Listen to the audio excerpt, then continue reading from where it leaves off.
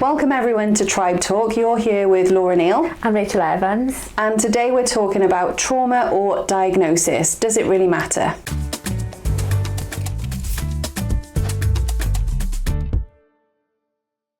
Is it trauma or ADHD, or is it attachment or autism? If you are caring for a child that's care experience and ever had one of those questions, then this episode is for you. So Laura, I think we get this question all of the time, or especially if we look at the referrals and children that we are supporting, there's ACEs or trauma within their history. But also then they might be exploring diagnosis maybe of ASD or have a diagnosis of global developmental delay. FASD is another one that crops up. And I think what gets parents and carers really confused is that when that really matters and what we need to consider, are we seeing these behaviours, or the questions they ask us are we seeing these behaviours because of their diagnosis, or is it a trauma response? And being able to differentiate between the two, I think parents and carers get really stuck on that concept. Yeah, I think this is something, and we're definitely seeing it more in the last probably 5 years. We're seeing more diagnoses of children who have experienced trauma. So they might have trauma and a diagnosis as well. Yeah. So just thinking on that basis, the ones that come up all the time are ADHD, ASD, so autism, FASD, like you said, so fetal alcohol spectrum disorder, and sensory processing disorder is another one that's coming up fairly frequently at the moment. And I think there's such an overlap, isn't there, between trauma and those diagnoses. So for some of them, fetal alcohol spectrum disorder, for example, you can't be diagnosed with that unless you've had trauma, because that's part of the trauma history.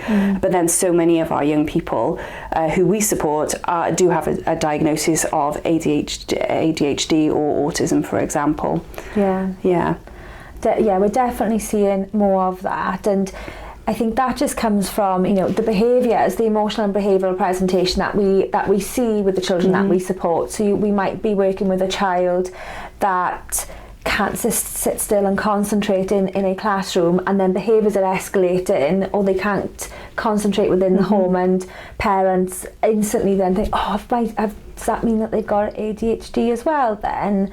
Or a child that's maybe struggling to communicate in certain ways, and questions then get asked about, well, I know they have trauma in their history, but do I need to be pursuing diagnosis, and will this make a difference for my child? And I think that important question that you asked is, when does it matter? Because what we do know from research is that for children who have experienced trauma, there is a higher rate of ADHD, for example. And just when we've been speaking on other podcasts, and we cover this a lot in our training, just the impact really of complex trauma and then developmental trauma, and this is where we see lots of these skill deficits, and children particularly struggling in certain areas, or because they have these missed skills, missed milestones, and then their chronological age and developmental age not really marrying up then. This is where we see skills being impacted then, and children really struggling to communicate, to socialise, to have any understanding of what their emotions are feeling. And then this is where we get this overlap then, isn't it? Where we see lots of the traits, I suppose, that are presented within an ASD diagnosis, ADHD diagnosis, because of those missed skills. Yeah, and I think that's massive in when you think of ASD, so autism, and attachment difficulties, because there's so much overlap there. So attachment difficulties, you're going to struggle with relationships. With autism, you're going to struggle with relationships. So there is overlap, and so much overlap actually that several years ago, when I used to do a lot of attachment assessments, I would say, if I was asked to do an attachment assessment of a child who had autism, actually it's unlikely I'm going to be able to do that assessment because it presents in the same way. Yeah, that's a good point. And we should say at this point, as behavioural analysts, we are not skilled to or qualified to provide a diagnosis, a clinical diagnosis, but we are skilled to be able to teach children skills and identify where there may be areas of need where a child can be supported. Yeah, and I think where our skills come in is within intervention, isn't it? I mean, that's where our focus is more than diagnosis. It's with intervention and what can be done to support this child. So when we think of trauma and diagnosis, for us, so as behaviour analysts or as practitioners working in a therapeutic organisation, our focus is on intervention. How do we help this family and how do we help this child? Now, in terms of diagnosis, we will consider a diagnosis. It gives us more information, but we don't necessarily need that to put in an intervention. And if we think of young people who have maybe come to us for support, we've looked at their needs, we've designed interventions, and then later on they've had a diagnosis. That doesn't necessarily change the intervention that we're implementing because we've based it on their presenting needs.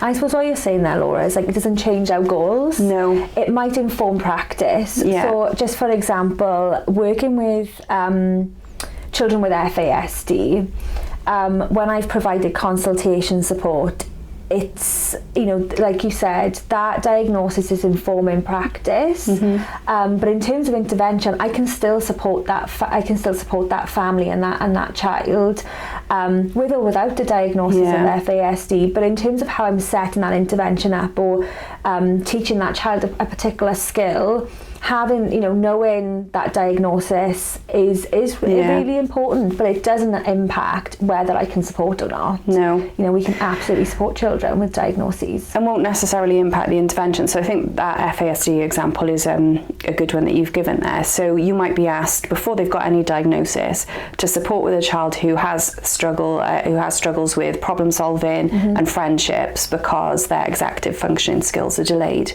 So you would design your intervention around how do we support them with problem solving, how do we support them with friendship skills, and put that intervention in place. And then later on they have a diagnosis of FASD. You've already accounted for the difficulties that come along with that because that's the presenting need that the parent or the carer has told you they've got. So the FASD, it provides more context and more, okay, this is why this is happening. And we now know that it might take longer with this child to get a result, but we would have understood that through reviewing the intervention anyway. In the longer term, it doesn't necessarily change the intervention.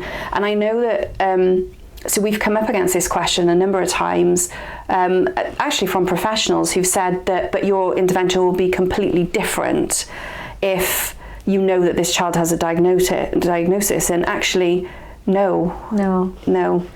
The intervention will be very similar because it's based on need. We've it's just made me remember a couple of conversations that I've had with other professionals where similar questions like you've just said about like, oh well, your intervention would be very different, or you just treat children or support children with trauma. You don't know anything about ASD, and actually we do know that a lot of our practitioners here have a lot of experience in It's usually the other way around that we get that said to us, Rachel, not that way around. But all the way around. But it's important. I suppose the point that we want to get across is we are looking at the bigger picture.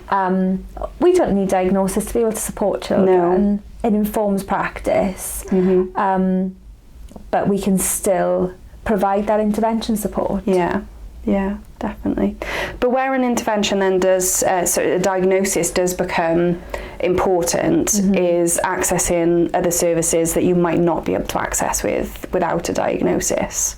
And again, we get that question quite a lot when families are pursuing diagnoses, and I think we talk about FASD, and that is just really tricky to diagnose. Like the families that I've worked with, it takes a long time. So if a family are waiting on a diagnosis, like even with going for a diagnosis of ASD or ADHD, like they're waiting this so long. So if you're waiting for that to provide any sort of treatment or intervention to a child, you're delaying things like quite a lot, and missing out on critical points within a child's life where you can start to support in different areas. But absolutely, when children have, just from my experience of working in schools, when children have diagnoses, it do open a lot of doors for funding. So families that are particularly struggling to get access to maybe speech and language or OT, having that within the IDP, then that provides an additional fund and additional support that child can access. It do open a lot more doors, funding provision wise. And I think if you look at things like ADHD then as well, it can open the door to medication. Yes. And for some of our young people where they've got ADHD is in the title, isn't it? Hyperactive behaviour, so things that are difficult to deal with at home, so lack of concentration, they might be up at 5 every morning, parents are exhausted, inability to focus on anything, so we're working on that focus as a starting point of any intervention. Medication can help in those early stages to help then our intervention be more effective, and that is then only available if you've got a diagnosis. Yeah. So families the reality of it, families or, carers that are going into fostering, children are placed with them and they know very little about maybe their background or their presenting needs at that time, just like a short snippet of what someone previously have passed on, and then wondering where to go, and then they're having to sift through all this information that they have these ACEs in their trauma history. School are considering whether they're doing assessments around ASD and ADHD. Do I need to then seek support to get medication? And it's just a lot. Yeah. To even, for families to think, where do I even start with all of this, Yeah. It's, it becomes a lot of information to sift through and to plan in a way to support for a child. And I guess I would always say, start with, well, what's the need? What are you seeing? Because if you can start to put interventions in place while you're waiting for any referral or diagnosis, then you're going to start to see measurable change for that young person. I think where we go wrong is when we just wait, and sometimes can wait for years, thinking, we've got to wait for this diagnosis or we've got to wait for this specialist department, when actually, if you're looking at the need, you can start to see, actually we need to put this in place. Yeah, you make a good point. Even just last week I had conversations around, once this child will settle, it'd be okay, so we'll wait for them to settle and then we'll think about therapy. I absolutely hate that term. Yeah. How are they going to settle? Yeah, but they've just moved in. So we know early intervention is really important. So the earlier on that we can provide intervention support, we're going to achieve better outcomes. And that's across the board. So we talk about early intervention for children who have ASD. We talk about early intervention for children who've experienced trauma. There isn't too much talk about early intervention for FASD yet, because it's a fairly new thing, but that will come in time, I'm sure. But early intervention is really key, and if you can identify the need, you can put in your early intervention. Yeah, so we're not sitting and waiting, and we're able then to, and I suppose that's what's so different, with our practice, because we are constantly looking at that presenting need. And what is being presented in front of us, what skills do we need to target, what behaviours do we need to target, how is that feeding into this support plan for this child? And I think that's what makes it so different, where we're looking to the environment, considering then diagnoses to inform practice, but we are looking at what is going on in front of us right now and how can I support this child right now? And that's what really guides our intervention then. So we thought that we'd walk you through an example to show how we would support with a child that is care experienced but also may have diagnoses of ASD and ADHD. So we've got a child here, he's 9, a 9-year-old little boy. In his trauma history, he's experienced neglect, domestic violence, and he's experienced multiple placement moves. Like I said, he's got a diagnosis of ASD and ADHD, and he's really struggling right now with being able to regulate his emotions. He's not going to school, he's refusing to go to school every morning. He's engaging in physical aggression and verbal aggression, and he's really struggling with sleep. So let's just walk everyone through how we would approach that. Okay. So I think this is a good example. Is he in foster care? Yes, he's in foster care. So he's had previous foster placements as well. Okay. So first off, thinking back to like our assessment framework that we use, first off you think about what's the trauma history here. So we know the trauma history is neglect, domestic violence and multiple placement moves. So if I was to be thinking about, well, how is that going to impact what he's struggling with now? The first one we've got there is emotional regulation difficulties. What we know with a trauma history like that is he's likely to have missed learning experiences. So his emotional development is going to be delayed from the trauma. We've also got school refusal. Now, from the trauma history, we don't know very much about why that might be happening. We can hypothesize he's going to struggle more in school than other children his age because of his trauma history and his emotional regulation difficulties. So it might be that he doesn't want to go because he feels like he can't achieve there. Or he's going to be moved. Yeah. Placements. You know, if he goes, who's going to pick him up? Who's going to pick him up? So I'd want to find out a little bit more about that when I was speaking with the carers. But then we've also got aggression. So we know that he's got emotional regulation difficulties as well, which could be feeding into the aggression. We know that his trauma history has likely contributed to that. So we know that any intervention, we're going to need to be thinking about that trauma history. Yeah. What skills has he missed? And that's in dealing with both that regulation and the aggression that are probably linked. And then last, sleep difficulties. Now, there's not too much information again about sleep difficulties, but we know there's multiple placements. We know there's domestic violence. Is there some anxiety around those sleep difficulties? Does he not go to sleep because he's worried that there might be fighting? Yeah. Does he not go to sleep because he's worried he's going to have to move again? Is this anxiety based would be a question that's coming up. So we're really linking the trauma history to the struggles that he's having. And then into that, we have to think about the diagnoses as well then. So if we look at our difficulties again, so the need, emotional regulation is one. Now we know with ASD, autism, emotional delays are there. Children who have autism struggle with emotions. So in any intervention, we're not only putting in an intervention that addresses those emotional deficits because of his learning that he might have missed. We're also thinking about, okay, but he's also got ASD, so this is going to be doubly hard for this little boy.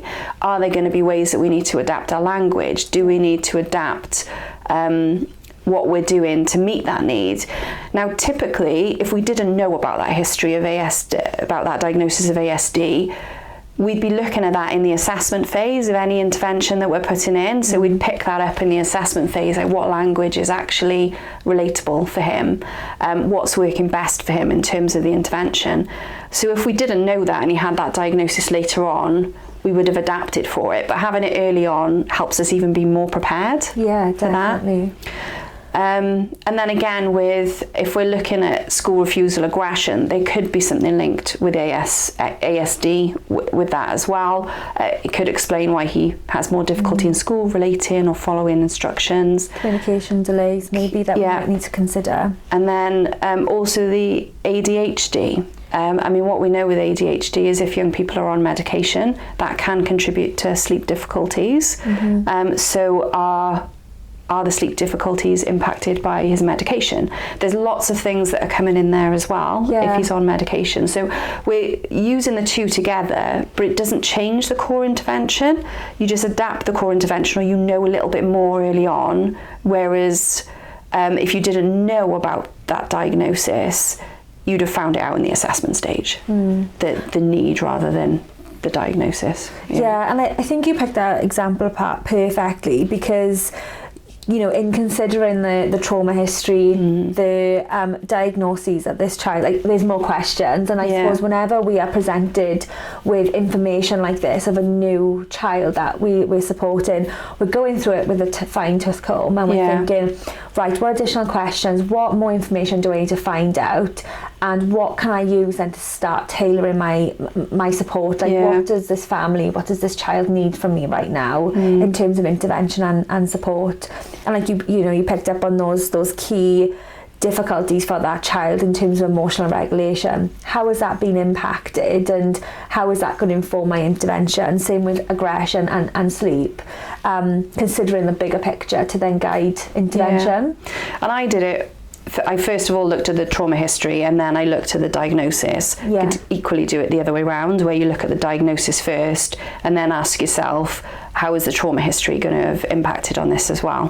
Which I think this highlights how important it is to be trauma informed, because for this little boy, if you just went on the diagnosis, you could look at sleep difficulties and you could say, okay, well, he's got ADHD, he's on medication for ADHD. The sleep difficulties could be contributed to by that medication or by the fact that he's got ADHD, when actually, if you look at the trauma history, it could be anxiety over the placement moves and over the domestic violence.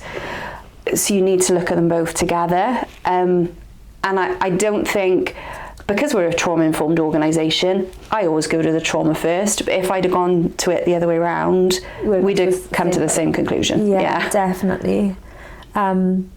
And we cover this a lot within our tribe training, where we're constantly going through, like, we need to understand trauma and its impact on that individual, because a trauma history like that, even with similar diagnoses, might have very different impacts on children.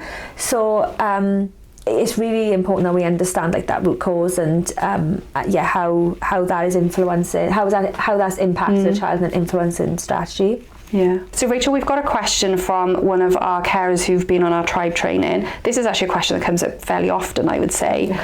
Is my child is waiting for a neurodevelopmental assessment. It's likely they're going to get a diagnosis. Should we wait before putting any intervention or support in until after they've had that diagnosis? No. I didn't have to think. That was a quick answer. No, there is no need to wait. In that we can absolutely support a child that's awaiting a diagnosis.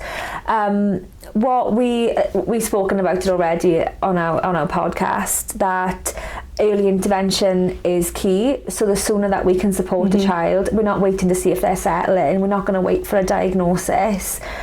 That isn't going to change a lot for us. But what we can do whilst we're waiting, and we would, when supporting a child, maybe through consultations or therapy, we would constantly be having those clinical interviews with those important around them. So maybe residential staff or social workers, foster carers, to get a little bit more information, but also observations as well, where we could get additional ideas on how we can adapt interventions to suit a child's individual needs. So whether we need to adapt instructions to have more visuals with that, or how we're teaching routines and setting up our reinforcement systems. But what we shouldn't do is wait. We can definitely go ahead and support a child that's awaiting a diagnosis. And I think particularly at the moment, because waiting lists are so long, you can be 2, 3, 4 years on a waiting list at the moment to get a diagnosis. So but there are things that you can do definitely in the interim, and as we described earlier, it won't change the intervention substantially. It will provide more information and access to more resources a lot of the time as well. Yeah, so we wouldn't, that for a child's access in a service like ours, we don't need a diagnosis to proceed with any type of support. So some key takeaways from today's podcast is trauma and diagnosis are different. You need to consider them both, but having a diagnosis doesn't form the foundation of support. What forms the foundation of support is identifying the need and adapting any intervention to meet that need. That can include information about the trauma history and include information from a diagnosis, but you don't have to have a diagnosis to dictate how an intervention should run, essentially. Yeah, absolutely. So that's it for our podcast this week. So if you want more information about trauma-informed care in practice, then subscribe to Tribe Talk.